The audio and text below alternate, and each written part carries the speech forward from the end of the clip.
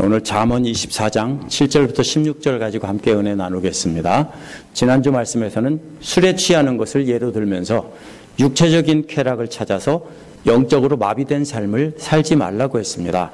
또한 성적 쾌락과 술을 마음껏 즐기면서도 세상적으로 성공한 사람들을 이제 부러워하지도 말고 어울리지 말라고 했습니다.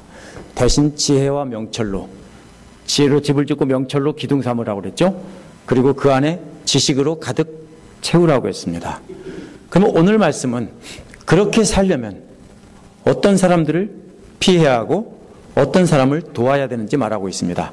하지만 피하고 돕다 보면 지치기 쉽기 때문에 말씀으로 계속 새 힘을 얻어야 된다는 것이 오늘 말씀입니다. 오늘 말씀을 자세히 보면서 우리는 어떻게 그렇게 할 수 있는지 알아보도록 하겠습니다. 첫 번째로 7절부터 9절에 보면 이간질 시키는 사람을 피하라는 내용이 나옵니다. 7절은 지혜가 너무 높이 있어서 어리석은 사람이 거기에 미치지 못하니라고 했습니다. 지혜가 있는 사람은 날개가 있는 겁니다. 그러니까 높이 있습니다. 높이 있는 지혜를, 하나님의 지혜를 지혜가 있는 사람은 얻을 수 있습니다. 그러나 어리석은 사람은요, 날개가 없어서 땅만 쳐다보고 살기 때문에 하나님의 지혜가 있는 곳에 닿지 못한다는 겁니다. 7절 뒷부분은 어리석은 사람은 사람 모인 데서 입을 열지 못한다고 했습니다. 사람의 모인 곳은 성문 입구입니다. 거기에서 재판을 할 때 어리석은 사람은 지혜로운 말을 하지 못한다는 것입니다. 어리석은 사람은 땅에 있는 것 바라보고 살기 때문에 높은 곳에 있는 지혜는 바라보지도 않고 깨닫지도 못하기 때문입니다. 8절에서 늘 악한 일만 꾀하는 사람을 이간질꾼이라고 불렀습니다. 하늘에 닿지 못하는 어리석은 사람이 자신은 높이 날지 못합니다. 그러니까 높이 나는 사람이 있으면 어떻게 합니까? 이간질시켜서 떨어뜨립니다. 근데 자기가 올라가서 떨어뜨릴 수 없으니까 다른 사람, 날아오르는 사람한테 이간질시켜가서 높이 올라가면은 들끼리 싸워서 둘 다 떨어져 버려라, 이렇게 하는 겁니다. 그게 이간질입니다. 그래서 9절에서 어리석은 사람은 죄 짓는 것만 계획한다라고 했습니다. 원어에서는 어리석은 일들을 계획하는 것이 죄라는 것입니다. 죄가 뭡니까? 하나님께서 혐오하시는 것입니다. 6절에서 지혜로운 사람들은 함께 연합해서 지혜를 나누면서 전략을 짠다고 했는데 반대되는 말입니다. 악한 사람들이 모이면 이간질하고 서로 싸움 붙일 전략만 세우는 것인데 그게 바로 하나님 혐오하시는 죄입니다. 6절에서는 참모가 많은데 9절 뒷부분에서 오만한 사람에게는 누구나 토할 것 같은 가증한 사람이 된다는 것입니다. 혹시 다른 사람이 높은 곳에 있는 지혜를 얻으려고 막 열심히 애를 쓰는 분이 우리에게도 계신데요. 그러면은 어떻게 합니까? 떨어뜨리려고 이간질하고 뒤에서 욕하고 이렇게 하면은요, 이거하고 똑같은 사람들입니다. 자신이 날개를 달고 높이 올라가서 하나님의 지혜와 명철을 또 지식을 얻을 생각을 하지 않고 또 이러한 것으로 전략을 짜지도 않으면서 이간질시키고 싸울 계획만 짜는 사람은 하나님 앞에 죄인이고 모든 사람 앞에 토할 것 같은 사람들이라는 것입니다. 이런 사람은 무조건 더러우니까 피하라는 것입니다. 가까우면 우리도 같이 묻는다는 겁니다. 지혜의 날개를 달고 높이 다는 사람이 있다면 부러워하면서 박수 쳐주면서 야, 멋지다. 나도 저렇게 높이 올라가서 하나님의 지혜를 배우고 나도 저렇게 살아야지. 이래야 맞는 것입니다. 그런데 악인들은 떨어뜨리려고 합니다. 자기가 올라갈 수 없으니까 오를 줄 아는 사람에게 날아오르려고 하면 그 사람한테 이간질해서 떨어뜨립니다. 그런데 사실을 전합니다. 그런데 부풀리고 말의 앞뒤를 잘라서 전해서 화가 나게 만들고 서로 싸우게 만듭니다. 그 사람을 시켜서 높이 날고 있는 사람을 쪼아서 떨어뜨리게 만듭니다. 이간질이란 말을 전해서 생기는 것입니다. 대부분 말을 전하다가 부풀려서 전달해서 두 사람이 싸우게 만듭니다. 그런데 사실 그대로 전해도 싸우게 만든다면 역시 이간질입니다. 진실을 말하냐 아니냐가 중요한 게 아니라 서로 싸움을 붙이면 그게 이간질입니다. 이런 사람은 피하는 것이 상책입니다. 가까이 있으면 들으면 기분이 나쁘고 반드시 싸우게 되어 있습니다. 두 번째로 10절에서 12절은 어려운 처지에 있는 사람을 도우라는 것입니다. 1, 2절은 악한 사람을 말했고요. 3, 4절은 지혜로운 사람을 말한 뒤에 5, 6절은 둘을 비교해서 지혜로운 사람이 강하다 그랬습니다. 지난주 말씀. 7, 9절은 둘을 비교해보고 왜 악한 사람을 피해야 되느냐 이걸 말한 겁니다. 이제 10절은 5절에서 지혜가 있는 사람이 어떤 면에서 강한지 설명한 것입니다. 10절은 재난을 당할 때 낙심하는 것은 너의 힘이 약하다는 것을 드러내는 것이다 라고 했습니다. 이것은 번역이 조금 잘못된 것입니다. 재난이라는 말은 좁은 곳에 끼어 있는 겁니다. 그래서 움직이기가 힘든 것입니다. 갇혀 있는 것을 뜻합니다. 근데 낙심한다는 말은 가라앉는다는 뜻입니다. 좁은 곳에 갇혀서 어떻게 해볼 수 없으면은 낙심이 돼서 바다에 마치 돌이 가라앉듯이 가라앉는다는 것입니다. 그런데 너의 힘이 약하다는 것을 드러낸다는 말이 잘못 번역됐는데요. 힘이 약하다는 말은 힘이 좁다는 말이에요. 힘이 좁으니까 약한 것이 아니냐? 그러겠지만 조금 다릅니다. 왜요? 힘이 좁다는 말은 좁아서 힘을 쓸 수가 없는 것입니다. 예를 들면 좁은 곳에 꽉 끼어 있으면요, 아무리 힘센 장사라도 힘을 쓸 수가 없는 거죠. 그래서 힘이 좁다는 겁니다. 그래서 지금 여기서 뭐라고 말하냐면 좁은 곳에 갇혀 있다고 그대로 침몰해버리면 힘이 좁은 것이다 이런 뜻입니다. 말놀이입니다. 네가 재난을 당해서 좁은 곳에 끼어 있다고 그대로 주저앉아 버리면 그거는 네 힘이 좁은 것이다 이런 뜻입니다. 힘이 좁다는 것은 힘이 제한되어 있다는 뜻입니다. 힘이 없다는 뜻이 아니라 약하다는 뜻이 아니고 좁은 곳에 끼어 있어서 힘을 못 쓰는 것뿐이지 힘이 없는 것은 아닙니다. 그럴 때는 어떻게 합니까? 그 좁은 곳을 빠져나올 때까지 참아야 되는 것입니다. 좁은 곳을 통과하고 나면 넓은 곳에 나오면 다시 힘을 쓸 수 있습니다.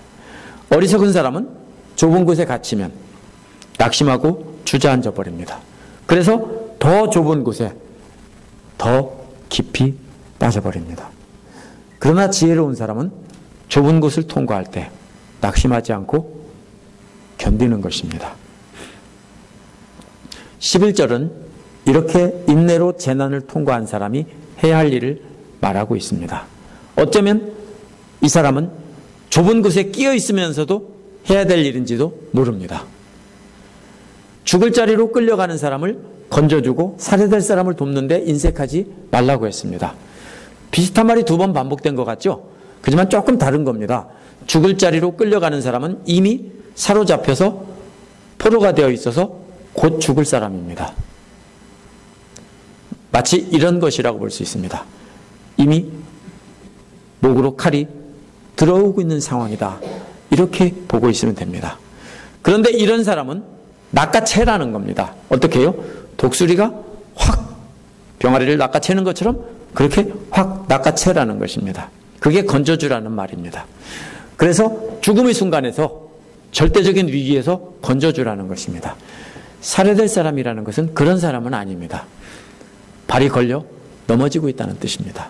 근데 이 사람이 있는 곳이 어디냐면 낭떠러집니다. 그냥 놔두면 떨어져 죽습니다.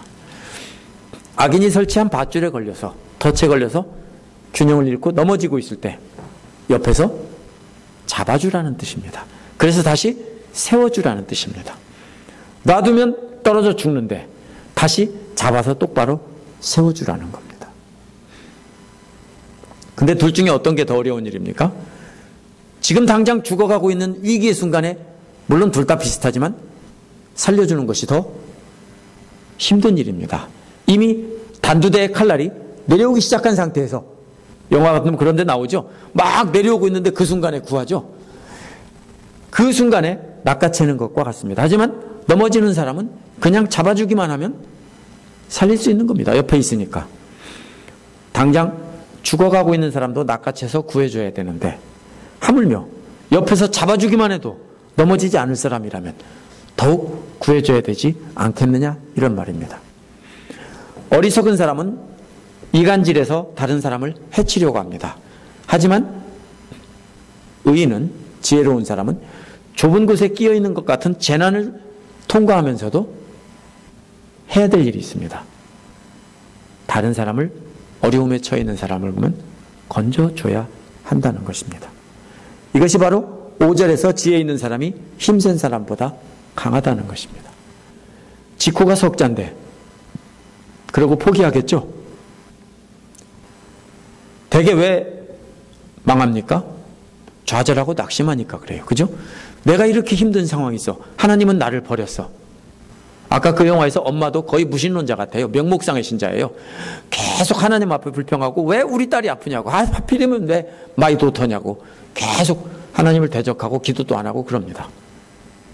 우리가 재난을 당하고 어려움을 당하면 어떻게 해요? 대부분 사람이 그런 태도를 보여요. 그게 뭐예요? 좁은 곳에 끼어서 에라 모르겠다고 그냥 두 팔을 놓으면 어떻게 돼요? 아래로 뚝 떨어져 버립니다. 그럼 어떻게 하라고요? 끼어 있는 상태에서도 다른 사람이 있으면, 죽을 사람이 있으면 한 손으로 잡고, 한 손으로는 자기가 잡고, 한 손으로는 건져주라는 겁니다. 한 손으로는 잡고 자기도 떨어질지도 모르는데 다른 사람을 붙잡아 주라는 것입니다. 13절은 내가 할 바 아니라고 생각하며 죽으리 길에 있는 사람을 모른 채 한다는 겁니다. 왜냐하면 그 사람을 구하다가 자기도 해를 입고 죽을지도 모르기 때문입니다. 왜냐? 자기도 좁은 곳에 끼어 있습니다. 그렇죠? 자기도 겨우 붙잡고 대롱대롱 매달려 있어요. 좁은 곳에. 그런데 남 잡아주다가 나까지 떨어지면 어떡해요? 이런 염려가 있다는 겁니다. 그래서 쓸데없는 남일에 참견해서 뺨 맞는 일은 안 하려고 하는 것이 사람 심리입니다. 어디에 이런 게 나옵니까? 신약 성경에 강도 만난 사람, 사마리아 사람이 비유해서 지나가는 제사장과 레위인은 그냥 지나갑니다. 나도 다치면 어떡해. 근데 사마리아 사람은 구해주죠. 사마리아 사람이 바로 좁은 곳에 끼어 있으면서 남을 구해주는 사람과 같은 사람입니다. 사마리아 사람은 모든 사람이 다 멸시하고 무시하는 사람이거든요.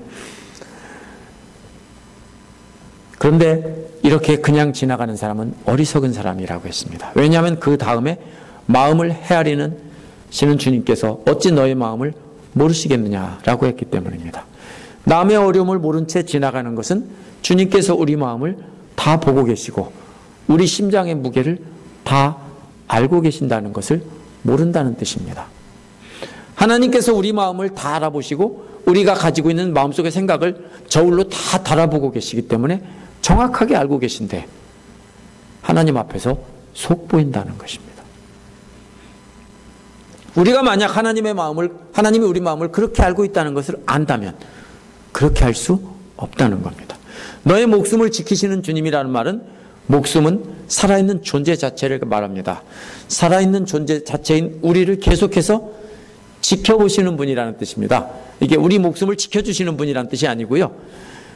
우리 살아있는 존재인 우리 존재 자체를 계속 지켜본다는 겁니다. 계속 감시하신다는 겁니다. 주님께서 우리의 행위뿐이 아니라 우리의 속마음까지 다 하신다는 겁니다. 그리고 그분이 각 사람 행실대로 다 갚아주신다는 겁니다.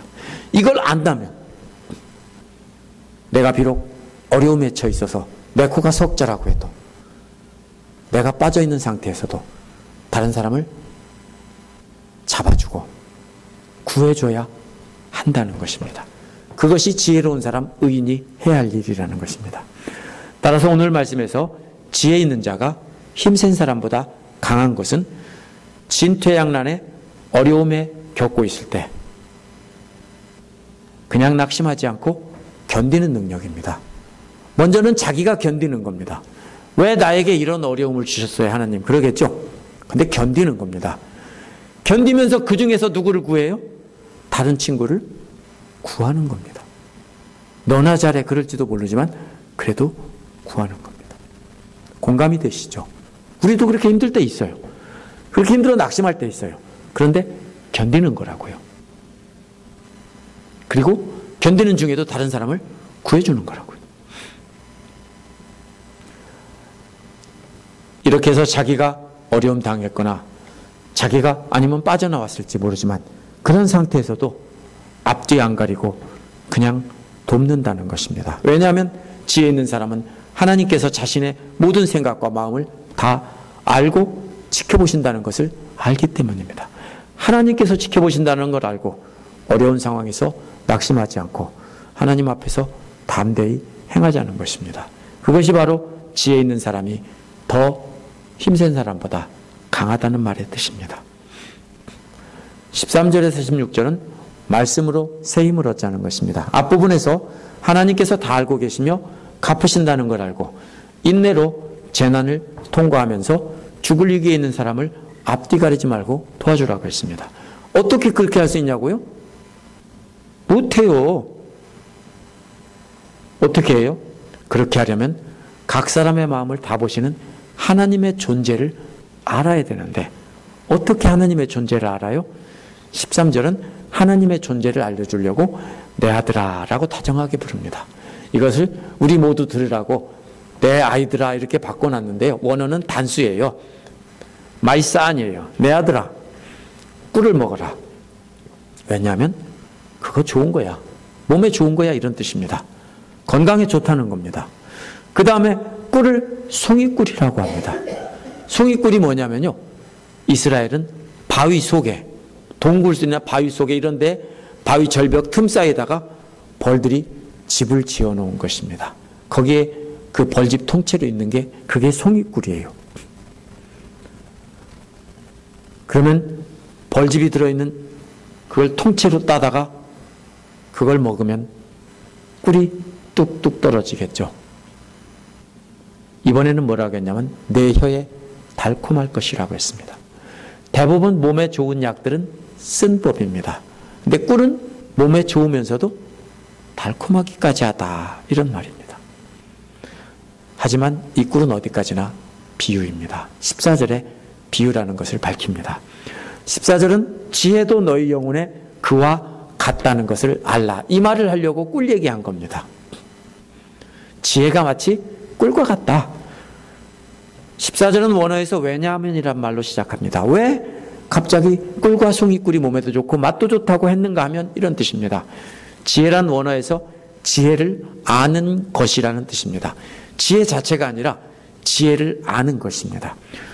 꿀이 건강에 좋고 벌집에서 직접 떨어지는 송이꿀은 맛도 좋은 것처럼 하나님의 지혜를 아는 것은 영생에도 도움이 되고 그 맛도 달콤하다는 것입니다. 하나님 말씀인 성경은 꿀이 담긴 벌집과도 같다는 것입니다.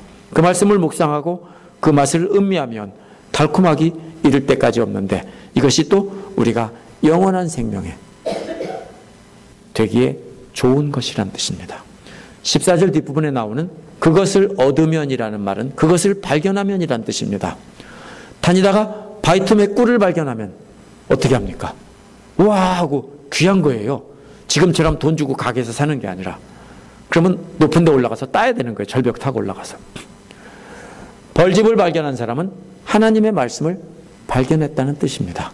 그러면 미래가 밝아집니다. 미래가 있다는 것입니다. 반대로 악인들은 미래가 없습니다. 그리고 미래에 대한 소망도 끊어지지 않습니다. 꿀을 먹으면 죽어가는 사람도 회복되고 건강을 되찾게 되는 것처럼 하나님의 말씀을 먹으면 영적으로 건강해지고 미래의 소망이 이어진다는 것입니다. 그렇다면 앞에서 재난을 통과하는 비결은 꿀과 같은 하나님의 말씀입니다. 죽어가는 사람을 살리는 것도 역시 하나님의 말씀입니다. 내가 왜 그렇게 어려운 상황에서 참고 견딜 수 있었느냐라면 하나님 말씀 때문이라는 겁니다. 그렇게 어려운 상황 속에서 어떻게 남을 도울 수 있었느냐면 하나님 말씀 때문이라는 것입니다. 13, 14절은 벌집을 따서 먹는 그림이었는데 15절은 새집이나 들짐승의 굴을 노리는 그림입니다. 먼저 악인들에게 의인의 집을 노리지 말라고 했습니다. 이것은 숨어서 새나 짐승의 굴을 노리고 있는 겁니다. 그래서 새끼나 알을 훔쳐내서 먹으려고 하는 것입니다. 또 그 쉬는 곳까지 허물지 말라고 했습니다. 알이나 새끼를 훔친 뒤에 그 집까지 어떻게 합니까? 둥지까지 털어서 불 뗀다고 그러죠? 네, 그러는 겁니다. 이는 알이나 새끼를 훔친 뒤에 그 집까지 다 부수어서 가져가는 것입니다. 악인들이 이간질로 의인들을 해치는 모습을 그림처럼 표현한 것입니다. 의인들은 하나님 말씀을 그렇게 따는데 악인들은 의인들을 딴다고요. 해친다고, 이간질로 죽인다고요. 망하게 한다고요. 악인들은 절대로 그렇게 하지 말라고 경고한 것입니다. 16절은 왜냐하면이라는 말로 시작합니다. 왜냐하면 의인은 7번 넘어져도 다시 일어나기 때문이다. 근데 7번은 7번이라는 뜻이 아니에요. 완전한 숫자예요. 정확히 7번이 아니고 아무리 많이 훔치고 부수어도 의인들은 오뚜기처럼 계속 일어난다는 뜻입니다. 왜? 꿀송이 같은 하나님 말씀으로 재난도 통과하고 자기도 죽겠는데 남까지 살린 그 사람이라면 뭐는 못하겠느냐, 이런 뜻입니다. 그렇게 힘든 상황에서도 남을 구해줬는데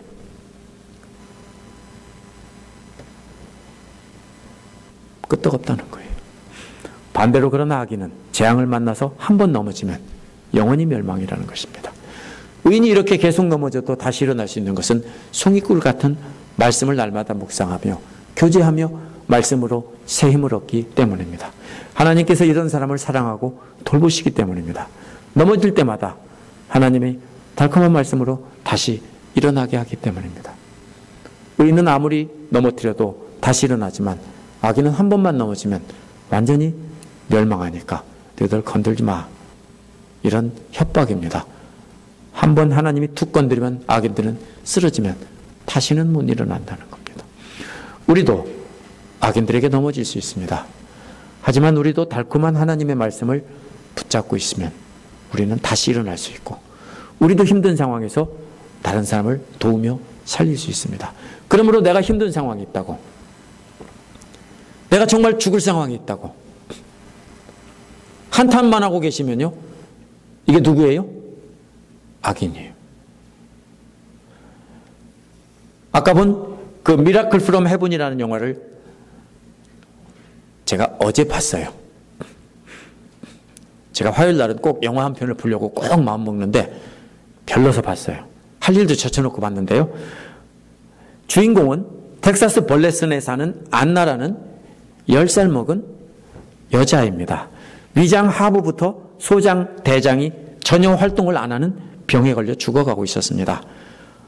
그래서 병원에 다 가봤지만 가망이 없다고 보스턴에 있는 칠드런 하스피털에 있는 닥터 누코에게 가보라고 합니다. 하지만 몇 달씩 밀려 있어서 예약을 해도 언제 의사를 만날지 모르는 상황에서 이 엄마는 그냥 비행기 타고 갑니다.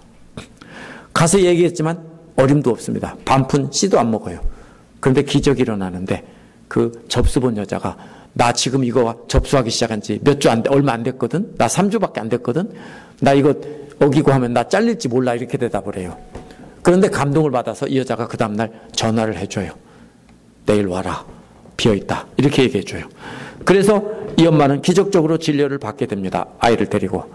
근데 아이와 안나와 병실에 함께 있는 아이는 소아암에 걸린 아이인데 헤일리라는 여자아이인데요.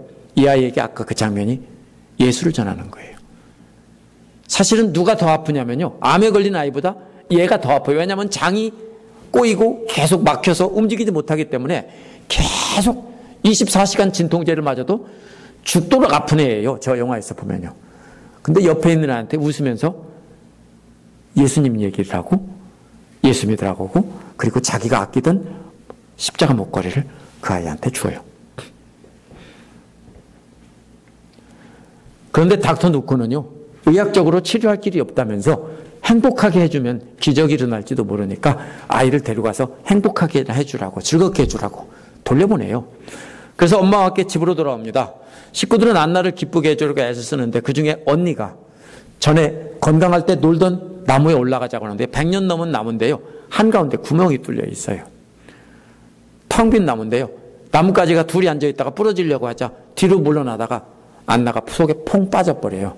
근데 한참 깊어요, 구멍이. 소방대원이 오고 경찰들이 와서 구조를 하는데 다 죽었을 거라고 생각했어요. 근데 건전해서 병원에 가서 엑스레이를 찍었는데 한 군데도 부러지지도 않고 타박상도 안 입고 살았다는 거예요. 이것이 뉴스에 보도가 돼요. 그런데 또 이 아이가 그때부터 몸이 낫기 시작하는 거예요. 근데 이 아이가 간증하는 것이 뭐냐면요, 죽어서 자기 몸을 자기가 봤다는 거예요. 자기가 누워있는 걸 자기가 봤고 자기가 하나님을 만났는데 하나님께서 다시 낫게 해줄 테니까 돌아가라고 하니까 다시 그 고통으로 돌아가라고 하면 나는 안 가고 싶다라고 했는데 낫는다고 했다면서 돌아가라고 했다는 거예요. 그래서 그 얘기를 엄마 아버지한테 간증합니다. 그리고 나서 이 아이가 실제로 낫습니다. 이 이야기는 그냥 꾸며낸 얘기가 아니라 실화를 바탕으로 실제 지금도 살아있는 2016년에 나온 영화인데요. 지금 중학교 2학년인가 그렇대요. 그 아이가 지금. 그래서 이 마지막에 간증하는 장면입니다. 근데 간증을 딱 맞췄는데 뭐라고 하냐면요. 간증 전에는 뭐라고 했냐면 아프면은요. 당신이 죄를 졌거나 당신 딸이 죄를 졌을 거야 하고 교회 성도가 콱 찍어요. 그래서 교회 안 나가요, 이 여자가. 근데 간증을 하고 나니까 또 그 사람들이 뭐라고 하냐면요. 거짓말이야. 어떻게 그럴 수가 있어. 유명해지려고 TV에 나오고 유명해지려고 거짓말을 꾸민 걸 거야 하니까 다 술렁거리니까 그 헤일리의 아버지가 보스턴에서 날라와서 일어나서 한마디 하는 거예요. 근데 그 아버지는 무신론자예요. 막 뭐라고 하던 사람이에요. 그래서 아이를 만나고 안나를 만나고 자기 딸이 기쁨으로 살다가 천국 갔다는 거예요. 이 영화를 제가 왜 얘기했냐면요. 이 영화를 보면은 안나도 깊은 터널에 빠졌어요. 그죠? 그 엄마도 역시 깊은 터널에 빠졌어요. 그죠? 그런데 어떻게 됐어요? 다른 사람을 구해줬어요. 죽어가는 헤일리를 손을 내밀어서 건져줬다고요. 사람은 이렇게 낙심을 처하면은 주저앉기 마련이에요. 나도 모른다 그러고, 그죠? 그런데 지혜로운 사람은 자기가 죽어가면서도 다른 사람을 구해줄 수 있다는 것이 오늘 잠언 말씀의 이 말씀이에요. 그래서 좁은 곳에 끼어 있는 사람은 자기도 힘들면서도 남을 건져준다는 것입니다. 만약 자신도 힘들다며 어려운 처지에 있는 사람을 못 본 채하고 내 코가 석자인데 내가 너 몰라 하고 지나친다면 하나님을 보고 계신다는 것을 모르는 사람이라는 겁니다. 자신을 위기에서 살리고 다른 사람을 그렇게 살릴 수 있는 비결이 어디에 있느냐면 그런 사람 아무도 없어요. 오직 하나님 말씀, 숭이꿀 같은 하나님 말씀을 먹고 그 말씀을 가지고 살아가면 7번 넘어져도 일어날 힘을 주시고 자기도 빠져 있으면서도 다른 사람을 건질 수 있는 그런 능력이 생기는 것입니다. 우리도 그러한 힘 달라고 그렇게 살게 해달라고 함께 기도하시겠습니다.